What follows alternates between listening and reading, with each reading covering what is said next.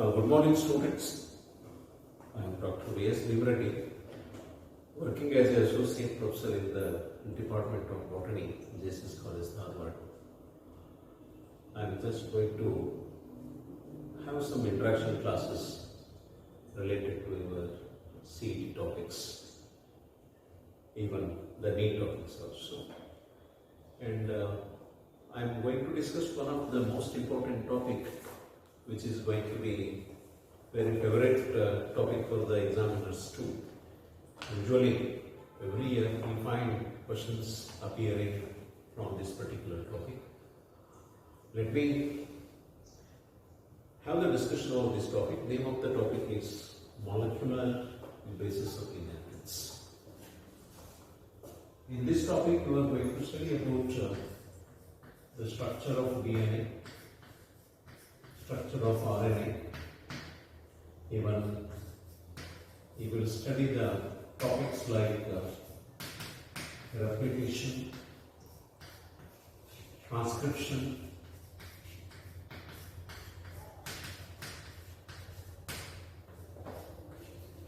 translation,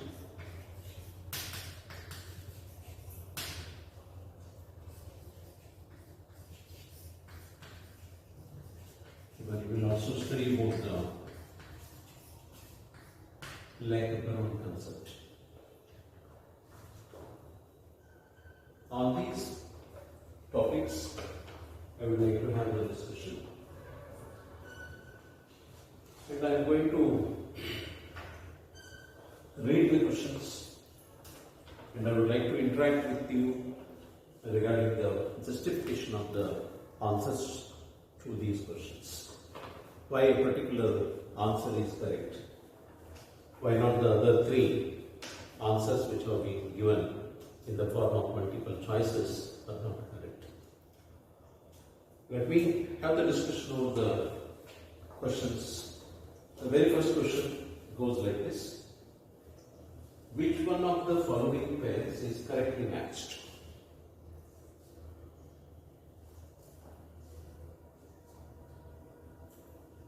In your question here supplied to you,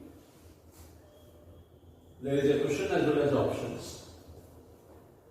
For this question, there are four options. Option A, ribosomal RNA. It carries information for amino acids to the sites of photosynthesis. Option B, transcription, means it is a process by which proteins are synthesized. Option C, translation, it is a process by which mRNA carries the information from nucleus to the ribosomes.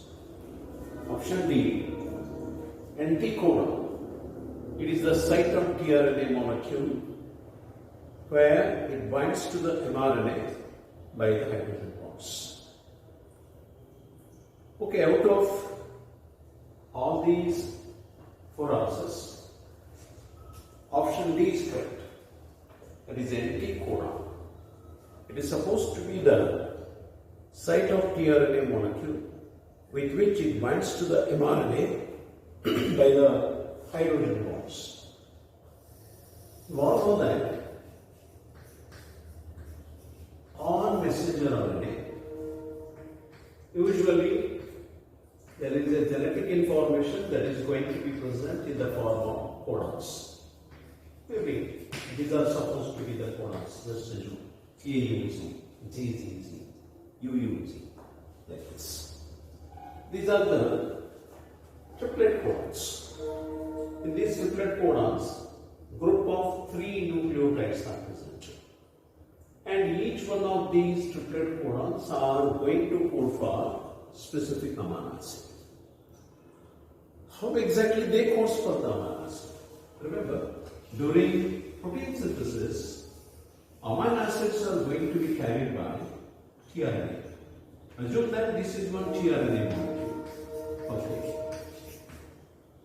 This may be the tRNA molecule, and attached to the tRNA molecule, amino acid is present.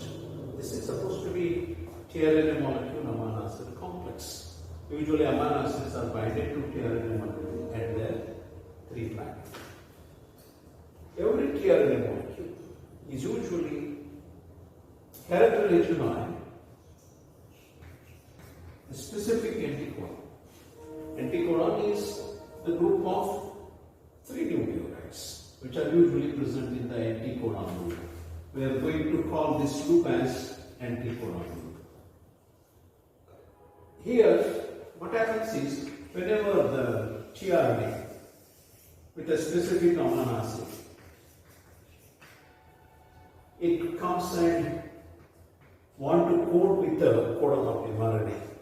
When it codes only when the nitrogen bases which are present in the codon of mRNA and anticodon of tRNA are complementary to each other. You all know that adenine pairs with uracil, uracil pairs with adenine, guanine pairs with cytosine. When the nitrogen bases are complementary, automatically what happens? There is a hydrogen bonding between the nitrogen bases of the codon and anticodon. Once the nitrogen bases are complementary, yes, this tRNA is going to be retained. And the amino acid molecule that is carried by this particular tRNA is going to be used for the protein synthesis.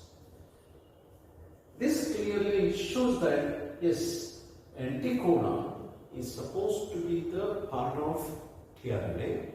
It usually pairs with the codon of mRNA through the formation of hydrogen bonding. That is why option D is correct. You also look at the other 4 options. Option A, ribosomal RNA. Ribosomal RNA carries amino acids to the sets of photosynthesis. No, it's not correct. Usually, when you look into the cell, assume that this is supposed to be a cell. Usually, there in a cell, you find the presence of what you call as a nucleus. Okay? Then you will find the cytoplasm. That is the fluid present there in the cell. Normally, there in the cytoplasm of the cell, we find the place, we refer that place as the amino acid pool. In this particular amino acid pool means reservoir, it is a storehouse, maybe the vacuole even. Yes, here exactly speaking, there are so many amino acids present. And these amino acids which are present in the amino acid pool of the cytoplasm will be carried to the ribosome. Look here, this is supposed to be the ribosome. As far as ribosome is concerned, it is supposed to be the site of protein synthesis. In order to synthesize the proteins, amino acids are going to be used. Yes, the amino acids which are necessary for the protein synthesis are there in the amino acid pool of the cytoplasm. Then who is going to carry these amino acids from amino acid pool to the ribosome? Yes, there are certain vehicles which are present. These vehicles are supposed to be the tRNA molecules. They are meant for transfer of amino acids from amino acid pool to the ribosome. That is why we refer such tRNA molecules as transfer RNA molecules. Their duty is to transfer the amino acids from amino acid pool to the ribosome. That's why option A is not correct. Ribosomal RNA, it never carries the amino acids to the sites of protein synthesis. It is tRNA, it does that work. Ribosomal RNA is usually concerned with the formation of ribosomes. Remember, when the ribosome is going to be produced, you must know that how exactly ribosome is going to be produced. Ribosome is going to be produced by the association of a kind of RNA molecules. We can refer these RNA molecules as ribosomal RNA molecules. When these ribosomal RNA molecules associate with the protein molecules, when they combine with the protein molecules, yes, a granulate structure is going to be produced, or part of the what you call as ribosome is going to be produced. Yes, here ribosomal RNA and proteins, which together produces what you call as the structure that is called ribosome. Means the RNA that is involved in the formation of ribosome is referred as RNA. And also look at the other options. Option B, transcription. The transcription is a process where RNA is going to be produced on DNA. Say at the time of what you call as DNA synthesis, RNA synthesis, what happens is over the DNA template. Remember, this is the DNA template, the single strand of the RNA. Sorry, single strand of the DNA is usually considered as DNA template. On this DNA template, synthesis of what you call as RNA takes place. Suppose if the nitrogen base constitution is like this, say ATG, CCA, then AAG, something like this. Okay, on this DNA template, when there is a synthesis of RNA occurs, what usually happens is there is one enzyme that is going to play a very significant role in the RNA synthesis. We refer that RNA as RNA polymerase. Even this RNA polymerase is also called as DNA dependent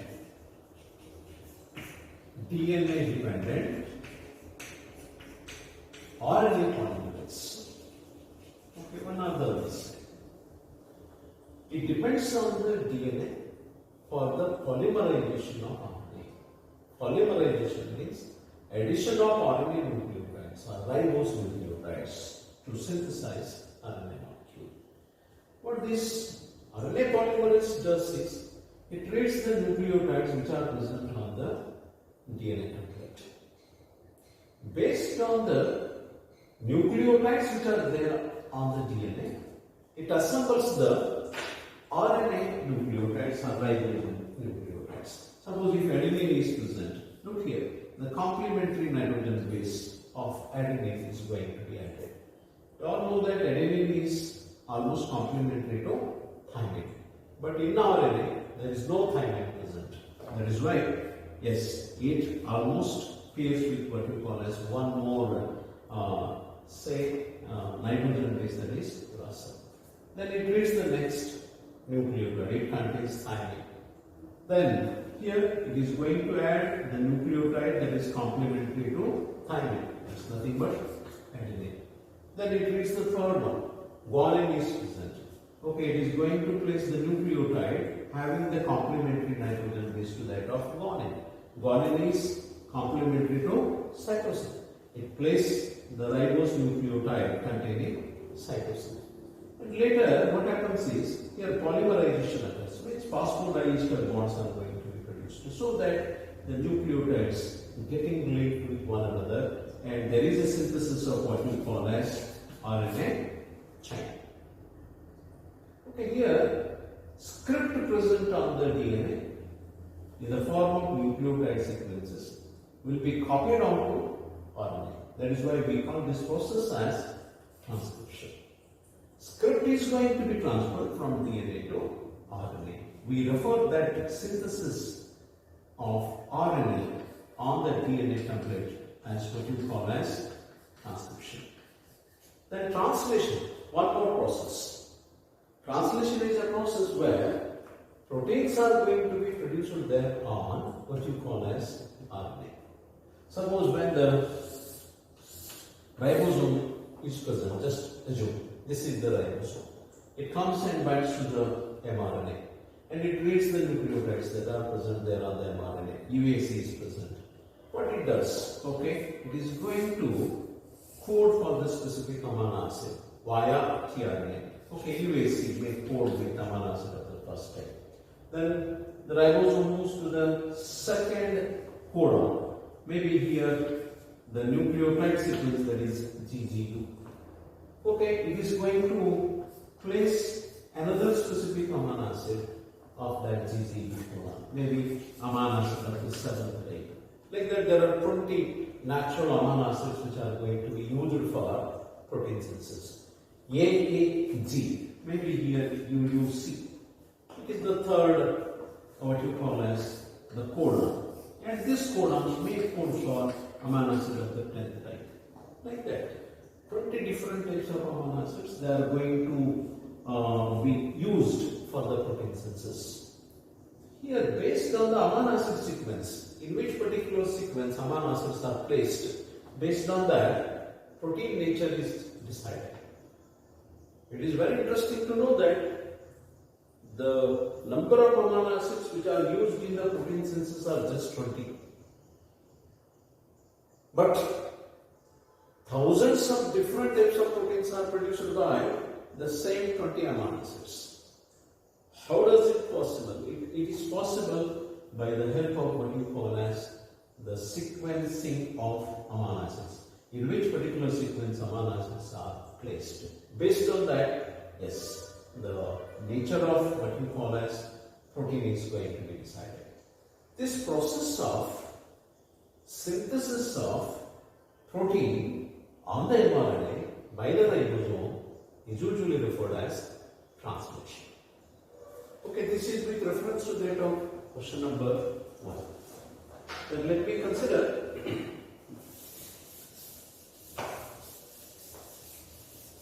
the question number 2. It is a diagram based question.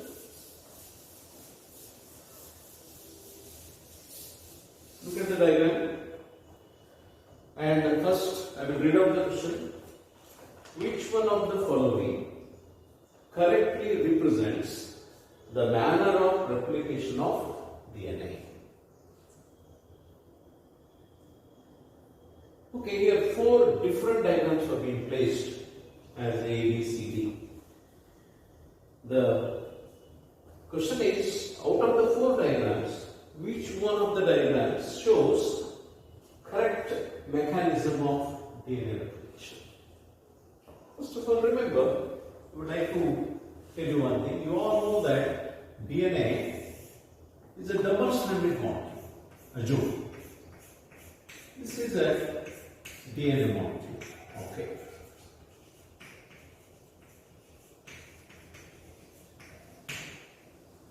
At the time of DNA replication means the duplication. One DNA molecule getting duplicated into 2 DNA molecules. 2 into 4, 4 into 8. Like that, in every cycle of replication, the number of the DNA molecules produced will be doubled. But how does it happen? It happens like this. First of all, there is a formation of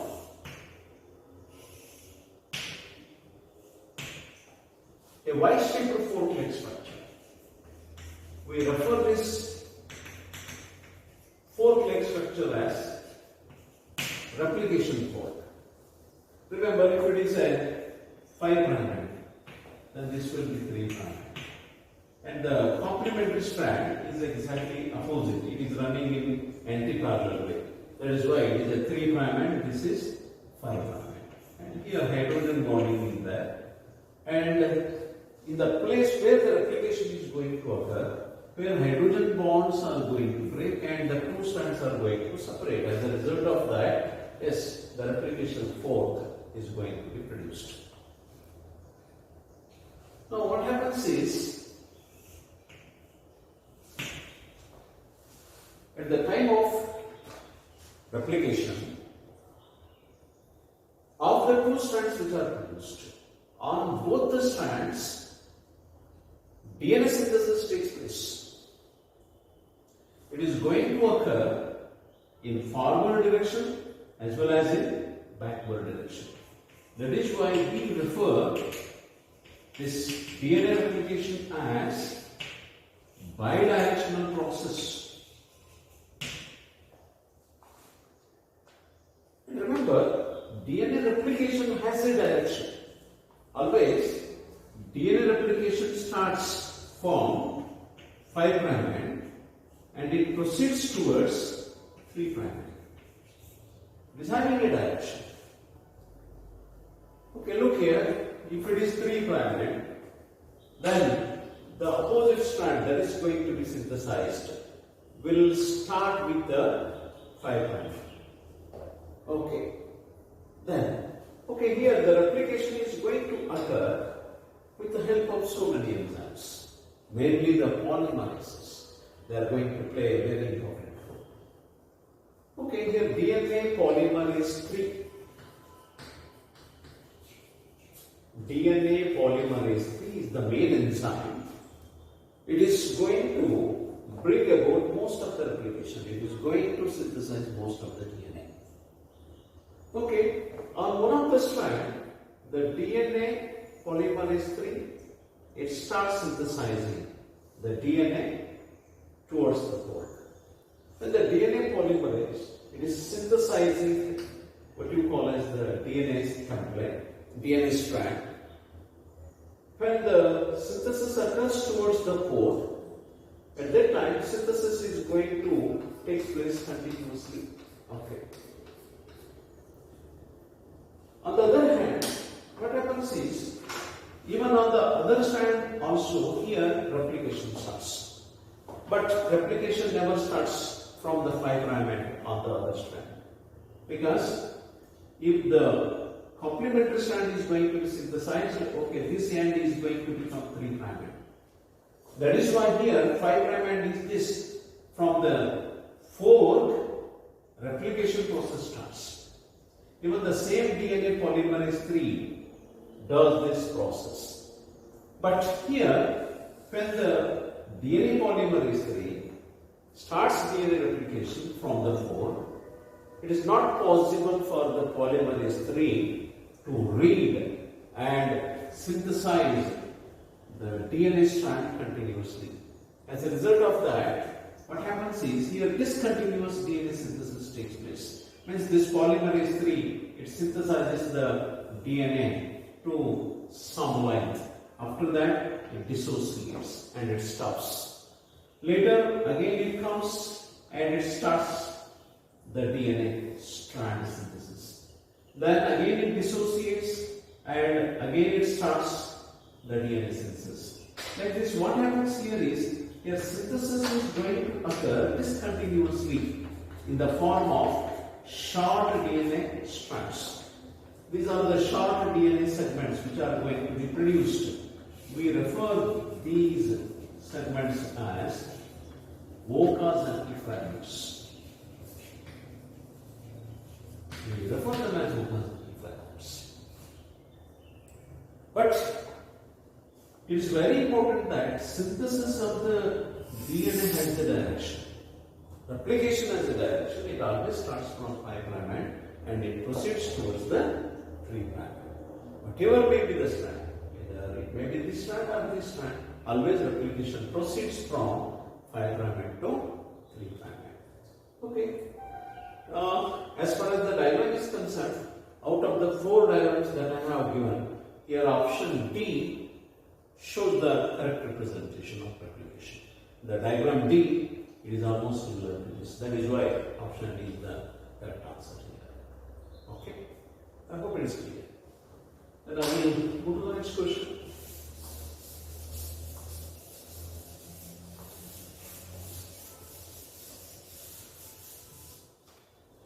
Question number 3. What function is performed by sigma factor and rho factor in the process of transcription? Okay, when it comes to the transcription, we all know that transcription is a process where synthesis of RNA takes place on the DNA template. Remember, just assume that it may be a double-stranded DNA molecule. Just assume it is a double-stranded DNA molecule. And the 2 strands of the DNA are usually linked to one another with so many hydrogen bonds. Okay. At the time of replication, first of all, what happens is,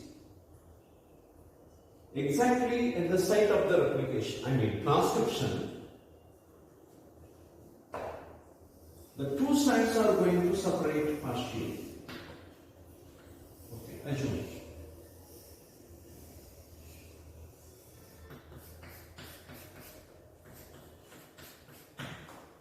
Here,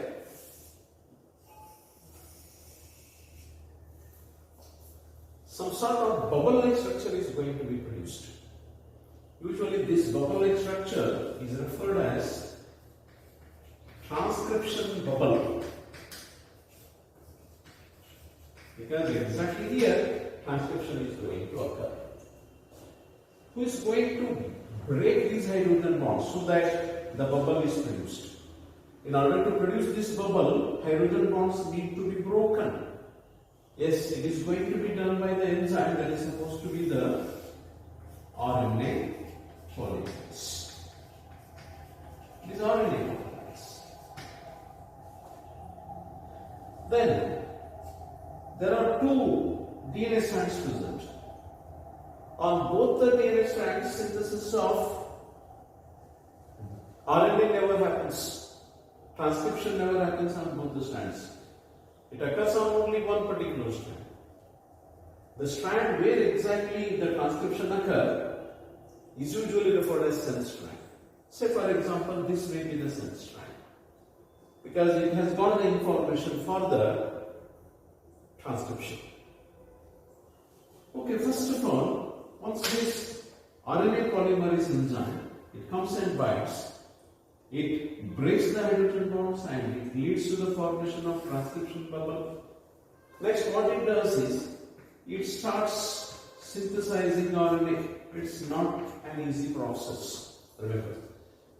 Maybe here you may find the presence of what you call as so many nucleotides. So many nucleotides are present.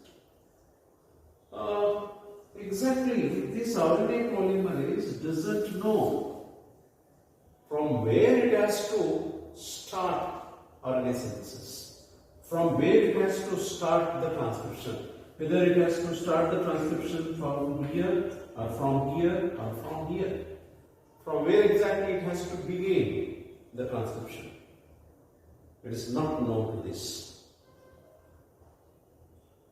In order to help this RNA polymerase, from where it has to start the transcription, there is one protein that is going to be helpful. What is that protein? That protein is usually called as sigma factor. We call it as sigma factor. This sigma factor comes and binds to the RNA polymerase. So that what happens is, this RNA polymerase, it is going to recognize the place from where exactly it has to start the synthesis of RNA. Usually there are certain sites there on DNA template where certain nucleotide sequences are present. Okay, say for example, here nucleotide sequences like TA are present. We refer it as Tata sequence. Okay, this Tata sequence is the place where RNA polymerase comes and binds. Usually the place where Tata sequence is present, okay, this place is going to be called as Pribro box. Remember, we refer this area as Pribro box. Pribro box is the place where RNA polymerase enzyme comes and binds to the DNA template. But it never starts the transcription from Pribro box itself.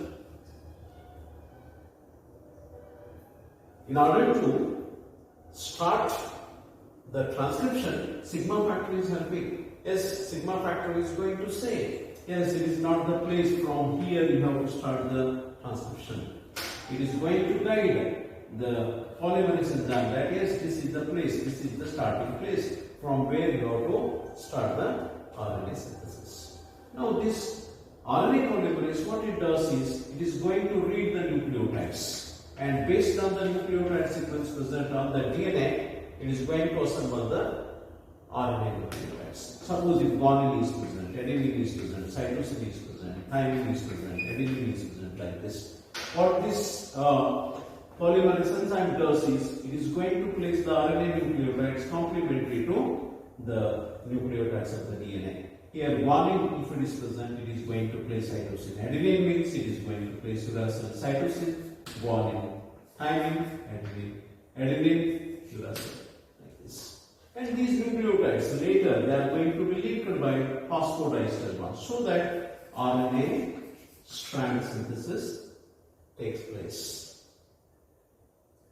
And when this polymerase enzyme keeps on moving over the DNA template, it simply keeps on adding the ribose nucleotides. With the addition of these ribose nucleotides, the synthesis of RNA continuously takes place. But this polymerase enzyme, it is not exactly knowing where exactly it has to stop the transcription. In order to stop the transcription, another protein is going to be helpful. Okay, that protein is going to be called as Rho factor. What we call it as Rho factor. Okay. But this Rho factor is another protein that is going to guide RNA polymerase that yes, exactly here you have to stop the transcription.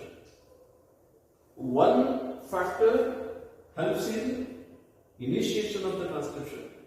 Another factor is usually helps in termination of the transcription. Okay, look at the options. Options are like this: of initiation and termination, of initiation and elongation, of charging tRNA and elongation. D, none of the above. Then the correct option is of initiation and termination. Option A is correct. Means sigma factor, it helps in initiation. Rho factor, it helps in termination. Okay. Now I will go to the next question, that is question number 4. Look at the question number 4.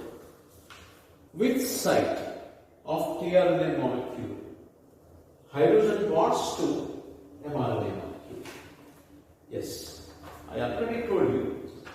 When you look into the mRNA molecule, on this mRNA molecule, of course, you are observing the presence of what we call as codons. And these codons are nothing but the group of 3 nucleotides, maybe AUG, then CCA, then AAG, something like this. The question is, yes, which site of tRNA molecule? Assume that this is supposed to be a tRNA molecule. Okay, this is one tRNA.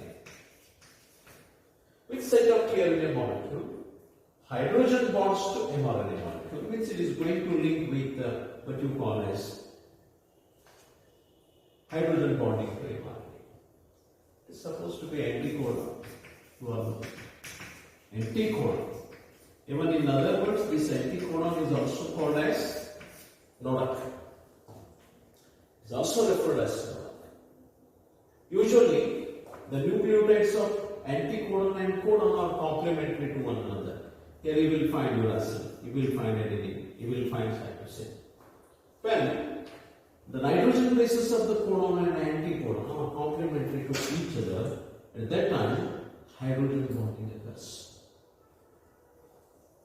Then this tRNA is going to be retained, and the amino acid that is going to be carried by this tRNA is used for the protein synthesis. Okay, it is important to know that the place of tRNA, it is going to bind with mRNA with the hydrogen bonds, is supposed to be anticodon. Okay, the correct option is B, that is anticodon. Now you look into the next question, that is question number 5. Arrangement of DNA has the triplet base sequence AAC. I will just read this question. It is like this: arrangement of DNA has a triplet base sequence. Okay, assume that this is one DNA template. Here the nucleotides are present in this sequence, that is AAC, then GAC, then AGC, okay, then GGC, okay, then ACA, okay, then AAA. Assume that this is supposed to be a DNA template. Due to mutation, try to understand, due to mutation, the first base got deleted. Assume that this is the very first base, that is adenine, and nucleotide with adenine is going to be deleted. Means it is removed. Then the likely effect of this coding of the DNA segment is that. Means what happens if that is the case? Okay, first of all, we will explain this central dogma. Usually in central dogma you all know that there is a one-way flow of information. Usually information flow is one way. Exactly as and when the transcription occurs, the RNA is going to be synthesized on this DNA couplet, and the nucleotides with AAC is going to be copied as UUG, GAC is going to be copied as CUG, AGC is copied as it is UCG, GGC is going to be copied as CCG, ACA is going to be copied as UCU, the AAA is going to be copied as UUU. Okay. Now, imagine this, what exactly happens in the translation. Translation is a process where synthesis of proteins takes place on the mRNA. This RNA is supposed to be mRNA because it is carrying the information or the message for the protein synthesis. And this message is coming from what we call as DNA. Even if a slight change occurs in the nucleotide sequence of the DNA and something mutation occurs, definitely what happens, the protein that is going to be produced will be different. I will tell you how it is going to be different. Okay, here as and when the translation occurs, in the process of translation, ribosome comes and associates with the mRNA. It starts reading the nucleotide sequences, particularly the codons. If the first codon is UUU, then what happens? Okay, an amino acid of the specific type coding to UUG is going to be placed. Maybe it is of the amino acid of the first type.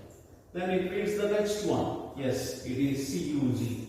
Yes, CUG codes for the amino acid of another type, maybe amino acid of the third type. Okay, what happens here is, yes, the binding is going to take place between the two amino acids with the help of peptide bonds, so that polypeptide initiation occurs, protein synthesis initiation occurs. Like that, the ribosome, when it keeps on moving from one nucleotide to another nucleotide, what exactly happens is, yes, it reads the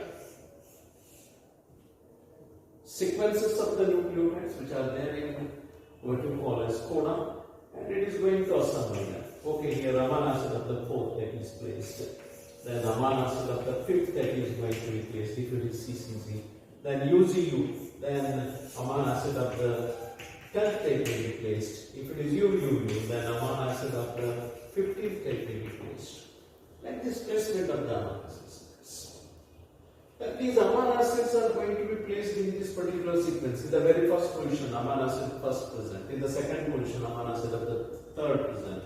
In the third position, amino acid of the fourth present. In the fourth position, amino acid of the fifth type present. In the next position, amino acid of the 10th type present. Okay, here amino acids are regularly placed in one particular sequence. It leads to the formation of a specific protein. Remember, when amino acids are placed in this particular sequence, a protein may be synthesized, and I am going to call this protein as protein A. A slight change occurs in the DNA by chance if the mutation occurs, and that to point mutation. In this point mutation, a specific nucleotide will be deleted. Okay, here this nucleotide of DNA is going to be deleted. At that time, what happens? Yes, okay, if there is no adenine present, there is no uracil present. Remember. Then, minus the very first adenine, when the transcription occurs, okay, There is no addition of this uracil. Uracil is not going to be there. Okay, here RNA synthesis, it starts with what you call as uracil. Then the nucleotide sequence is going to be changed. Instead of UUG, look at this. The codon sequence will be UGC. When it is UUG, amino acid of the first type is going to be placed. Suppose if it is UGC, then here amino acid of some other type may be placed. Amino acid of the 17th type may be placed. Then the next one is instead of CUG, it becomes UGU. When it is UGU, yes, amino acid of the 19th may be placed in the second position. Then in the third position, look here, instead of UCG, it becomes CGC. Once it is CGC, yes, amino acid of the fourth type may not be placed. In place of that, different amino acid may be placed. Amino acid of the 11th may be placed. Okay, as a result of that, what happens is amino acid sequence is going to change because nucleotide sequence in the triplet codon is going to change. As a result of that, yes, once the amino acid sequence changes, it never behaves as a protein. It behaves as protein Z. Just by the deletion of one nucleotide, altogether different protein is synthesized. You all know that proteins are the languages of life. When a specific protein is synthesized, that specific protein leads to the expression of a particular character. If protein A is synthesized, then this protein A is responsible for the expression of a particular character. In place of protein A, protein Z is produced. It is not going to express the character of the protein A. It is going to express the character of protein Z with some other characters going to be expressed. That is how the mutation occurs. Okay, this is with reference to the background explanation of this question. You read out the answers, which one is correct. The first amino acid will be different and all other will be like the earlier polypeptide. Okay. Then B, the polypeptide will have one amino acid less. C, there will be complete change in the types and sequence of amino acids. D, there will be no change in the polypeptide chain form. Here option C is correct. There will be complete change in the types and sequence of amino acids. Okay, it is the earlier sequence, it is the later sequence after the deletion of the very first nucleotide. Here not only amino acids are going to be different, even the sequence is also going to be different. That is why option C is very much correct. Then read out the next question. Look at the question number 6.